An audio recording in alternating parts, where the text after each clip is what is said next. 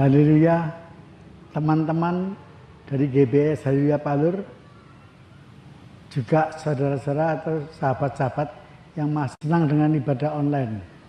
Kita memohon pada Tuhan, untuk sore ini kita akan mengadakan ibadah online. Mari kita tundukkan kepala, kita berdoa.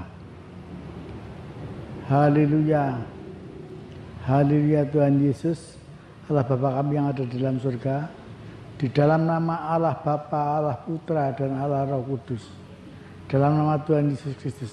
Haleluya Tuhan, sebentar kami jemaat-Mu akan mengadakan ibadah online sore hari ini Tuhan.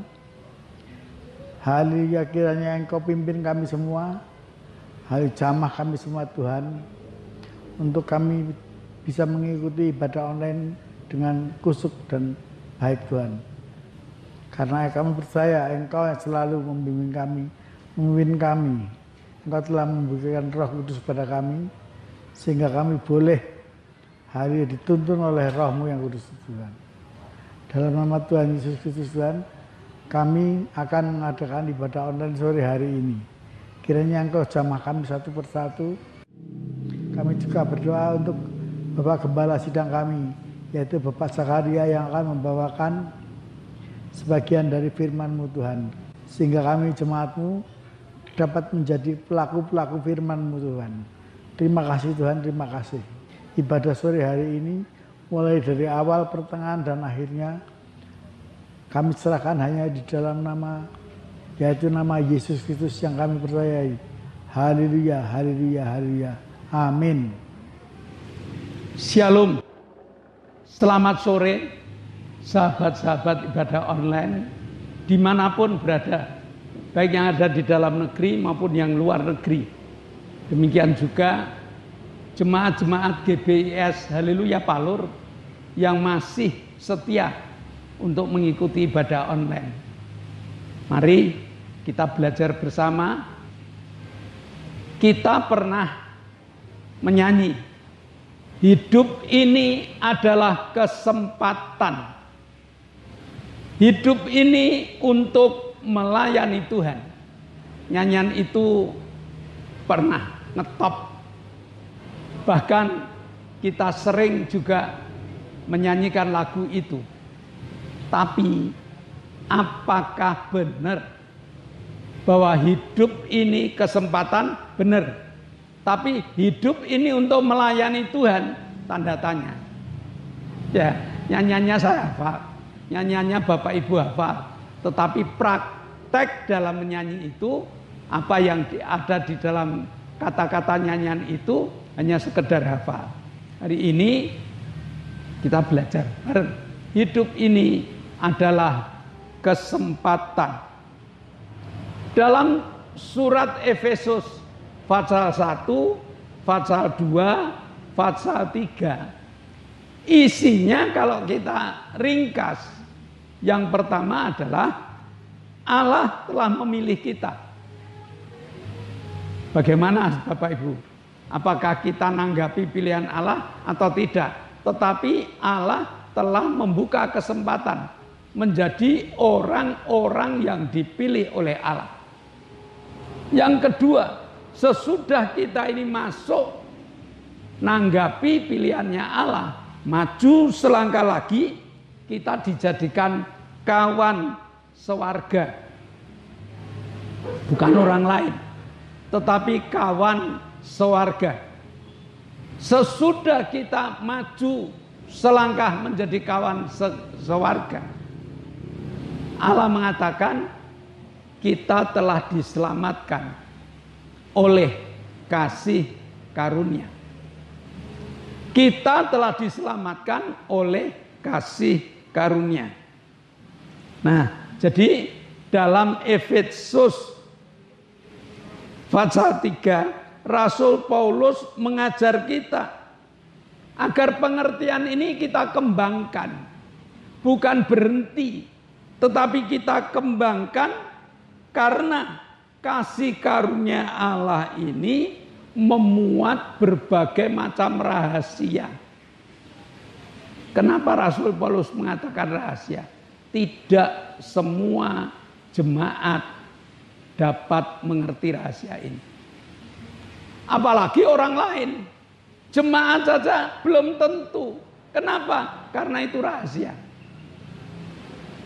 Ya, kalau Bapak Ibu pernah melihat kotak kubus rabik, ada warna-warni, orang yang ngerti rahasianya bisa.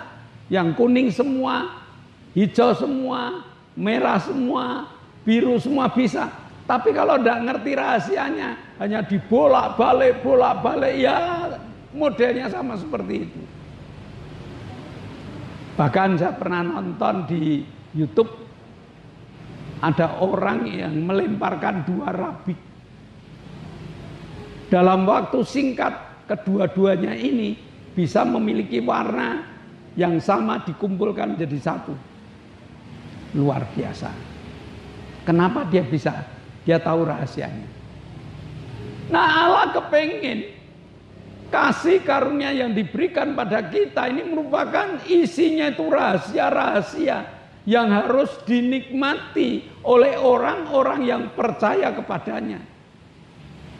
Jadi tidak hanya kasih karunia polosan, saya percaya pada Yesus, saya diselamatkan, bukan hanya itu. Setelah kita diselamatkan, kita diizinkan untuk membuka kasih karunia itu yang berisi rahasia-rahasia yang perlu kita nikmati. Efesus 3 ayat 6. Efesus 3 ayat 6. Bahwa orang-orang bukan Yahudi karena berita Injil turut menjadi ahli waris dan anggota-anggota tubuh Kristus dan peserta dalam janji yang diberikan dalam Kristus Yesus. Efesus 3 ayat 6. Ya. Dikatakan bahwa kita bukan Yahudi. Ya, jadi mungkin bagi orang Farisi yang berada di Israel sana, kita tidak dianggap apa-apa karena kita bukan orang Yahudi. Tetapi melalui penginjilan Rasul Paulus, kita yang bukan Yahudi, karena berita Injil itu kita turut menjadi ahli waris. Betapa hebatnya Bapak Ibu, tiba-tiba kita tercatat sebagai ahli waris. Dan juga menjadi anggota tubuh Kristus. Tidak cukup itu. Diizinkan untuk menikmati janji-janji Allah yang ada di dalam Kristus. Nah, jadi Efesus 3 ini dasarnya lanjutan dari Efesus 1 dan 2. Lalu Efesus 3 ini ditambah supaya kita dapat menikmati janji Allah. Kita dapat menikmati firman Allah yang menjadi rema di dalam hidup kita. Lalu kita dibukakan jalan untuk datang pada Allah. Dalam Efesus 3 ayat 12. Di dalam Dia kita beroleh keberanian. Dan jalan masuk kepada Allah dengan penuh kepercayaan oleh iman kepada Yesus Kristus. Ada 2 hal. Yang pertama kita boleh menikmati seluruh janji Allah. Dan yang kedua, kita dibukakan jalan untuk masuk ke tata Allah. Sesuatu yang istimewa. Sesuatu yang tidak pernah terpikirkan bagi kita. Nah, jadi orang-orang Kristen tidak hanya ngerti kalau janji Allah itu ya dan amin, tidak hanya ngerti, tetapi orang-orang Kristen dapat menikmatinya. Dapat, catat baik-baik, dapat menikmatinya. Kenapa? Karena kita mendapatkan kasih karunia dari Allah. Kalau kita tidak memiliki kasih karunia dari Allah, firman Allah itu hanya tulisan yang tidak ada artinya apa-apa. Tetapi karena kita memiliki kasih karunia Allah, maka kita diizinkan. Kalau Yesus pernah menyembuhkan orang sakit, bagi orang yang percaya, bagi orang yang mengerti kasih karunia Allah itu, dia pun diizinkan untuk mendoakan orang sakit dan orang sakit itu disembuhkan.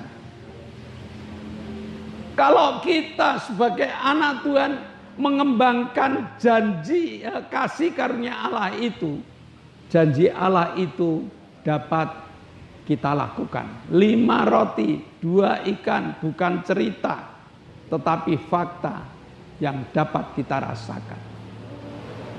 Dan masih banyak. Di setiap kita mengalami kesulitan, di setiap kita mengalami pencobaan, janji Allah mengatakan, hanya dekat Allah saja kamu tenang.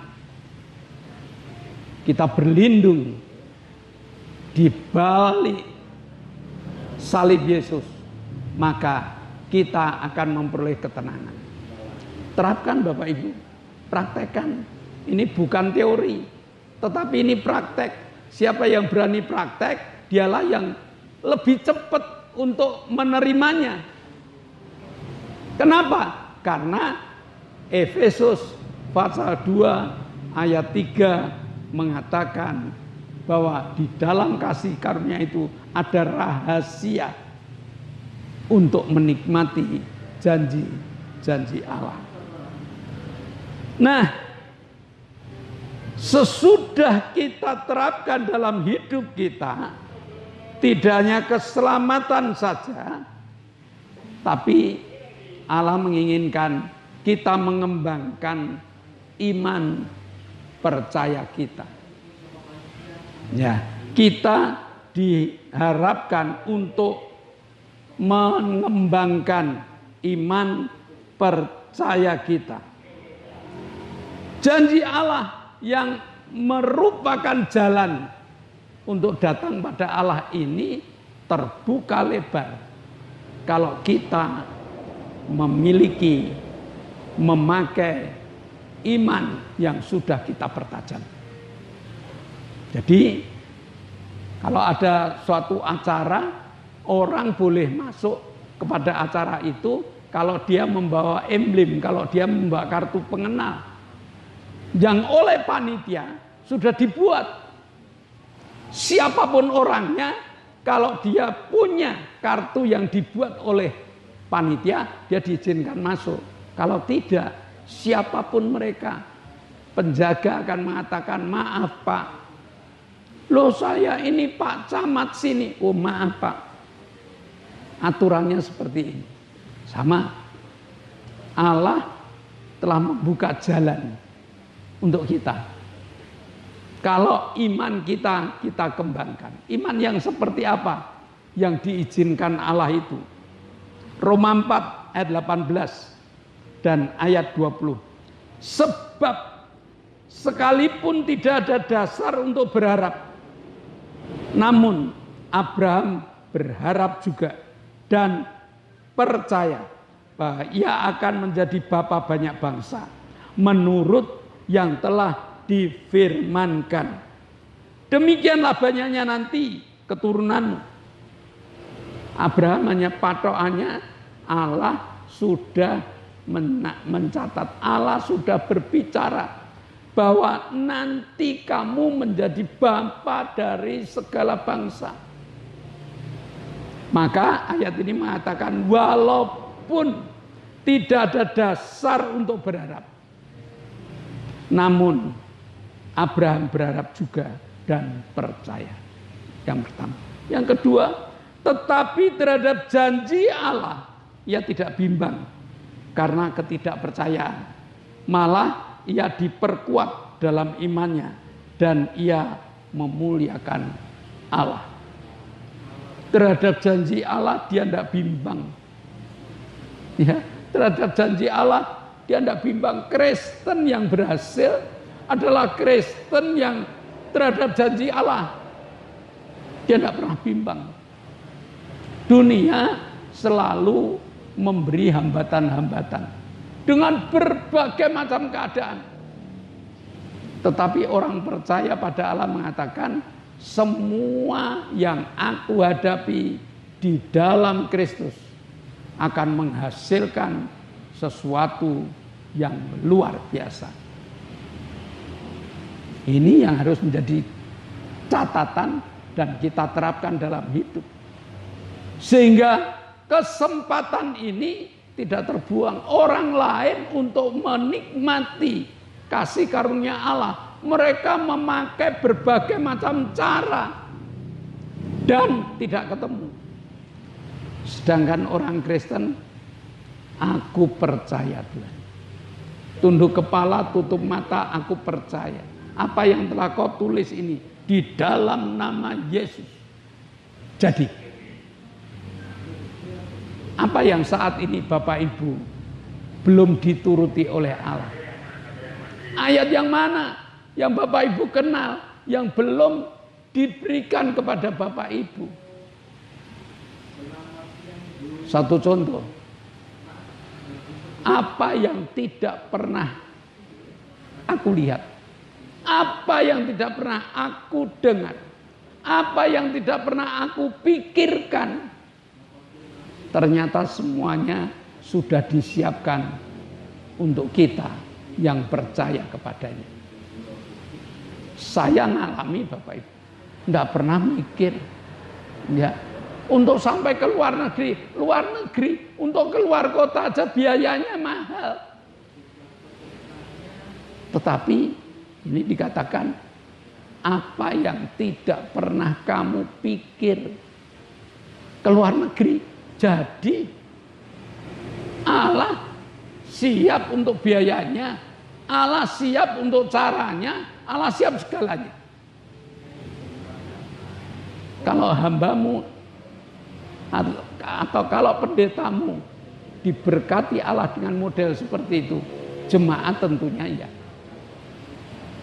Dengan kunci bahwa kita punya iman seperti Abraham yang walaupun tanpa harapan secara pikir, walaupun tanpa harapan secara kasat mata, walaupun tanpa harapan secara hati, namun Tuhan katakan, Yohanes 15 ayat 7, jikalau kamu tetap ada di dalam aku dan perkataanku tetap di dalam kamu.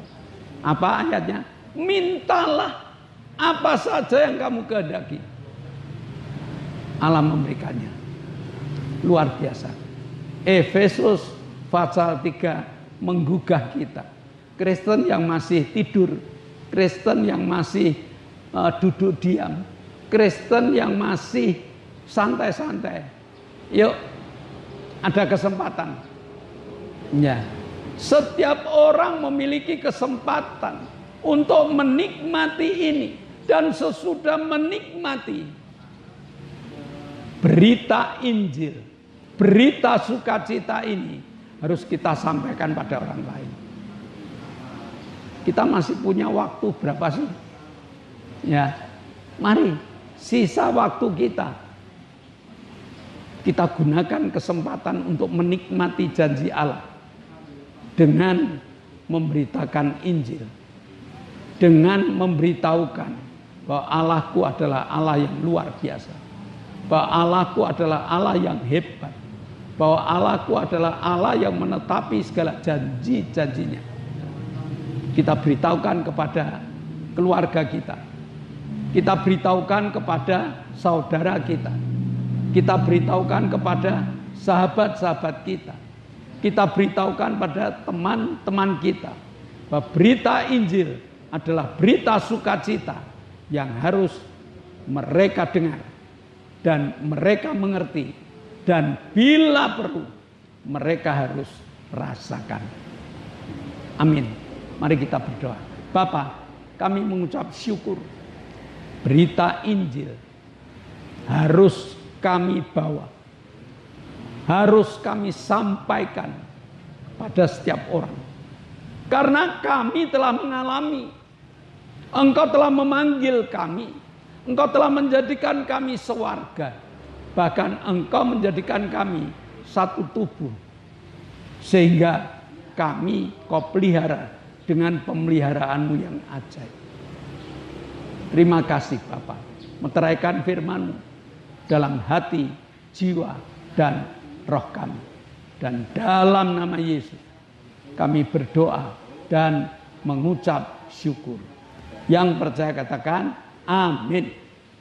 Nah, shalom Bapak Ibu, kita telah mengikuti ibadah online pada Selasa sore ini.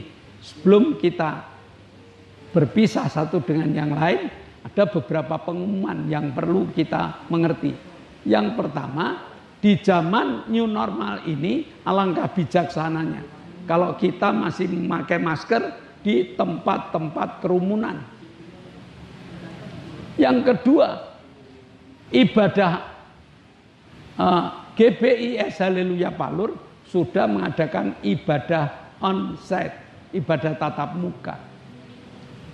Dengan jadwal Minggu pagi jam 7 itu anak sekolah minggu, jam 9 itu umum atau raya, lalu selesai ibadah raya ada ibadah pendalaman, ada ibadah muda dan remaja. Setiap Selasa sore jam 6 sore ada ibadah pendalaman Alkitab. Lalu setiap Jumat ada 2 kegiatan. Kegiatan permata, persekutuan rumah tangga, dan ibadah cabang. Bapak Ibu yang belum ikut, yuk daftar. Kita aktif, kita berteman, kita sharing untuk menjadi pemberita Injil. Saya rasa cukup itu pengumuman dari gereja. Kita akan akhiri. Mari kita menaikkan doa. Kami bersyukur untuk kasih setia-Mu. Engkau telah pimpin kami di dalam ibadah kami. Engkau mengasihi kami, Engkau berikan firman-Mu buat kami. Berkati Bapak Gembala yang sudah mewartakan firman-Mu. Bapak, kami berdoa untuk bangsa dan negara kami. Tuhan pimpin berkati bangsa dan negara kami. Engkau telah beri keamanan, kedamaian. Bapak, kami berdoa untuk pemimpin-pemimpin negara. Bapak pimpin berkati hamba-hamba-Mu. Berkati hamba-Mu untuk menjadi saksi-Mu. Bekerja dengan baik karena Engkau mengasihi. Pemimpin-pemimpin negara dari atas sampai tingkat bawah Engkau akan pimpin berkati. TNI Polri Bapak pimpin berkati beliau untuk mengamankan negara kami. Pimpin sertai ya Tuhan. Kami menyerahkan negara kami ke dalam tangan-Mu. Engkau akan pimpin berkati. Beri damai dalam negara kami. Kami serahkan semua ke tangan-Mu Bapa. Dalam nama Yesus kami berdoa dan bersyukur. Bapa, kami mengucap syukur. Engkau Allah yang telah memberkati kami sehingga kami dapat menikmati ibadah hari ini. Dan saat ini kami satukan hati berdoa untuk Ibu Gito, untuk Ibu Mbing, untuk Ibu Wagini, untuk Pak Tris, untuk Pak Isa. Mereka sakit dan kami tahu jamahan-Mu luar biasa. Kasih karunia-Mu luar biasa. Maka di dalam nama Tuhan Yesus Kristus jadilah sembuh. Demikian juga kami bersyukur Engkau telah jamah Pak Paulus Sugito, Engkau telah jamah Ibu Bambang, Engkau telah jamah saudari kami Lili. Mereka telah sembuh, butuh kekuatan dan keberanian untuk bersaksi. Jamah Tuhan, pulihkan hidupnya. Terima kasih. Sebentar kami akan berpisah satu dengan yang lain. Namun kami percaya bahwa Roh-Mu telah membuka tingkap-tingkap langit-Mu, mencurahkan segala berkat. Jemaat yang dikasihi Allah, kedangkanlah tangan-Mu. Nikmatilah segala berkat yang Allah kirimkan untuk engkau. Karena saat ini Allah telah membuka tingkap-tingkap langitnya dan mencurahkan segala berkat-Nya. Terimalah berkat untuk rumah tanggamu, untuk usaha pekerjaan, untuk rancangan-rancangan hidupmu. Berkat jasmani, berkat rohani terus mengalir dan mengalir limpah. Sampai setiap orang akan mengatakan engkau diberkati. Dan jika kita berpisah satu dengan yang lain, bawalah berkat dari Allah Bapa, cinta kemurahan dari Tuhan Yesus Kristus, serta persekutuan Roh Kudus menyertai engkau mulai hari ini sampai Maranatha, Tuhan Yesus datang yang kedua kali. Yang percaya katakan amin. Shalom. Tuhan memberkati. Bersyukur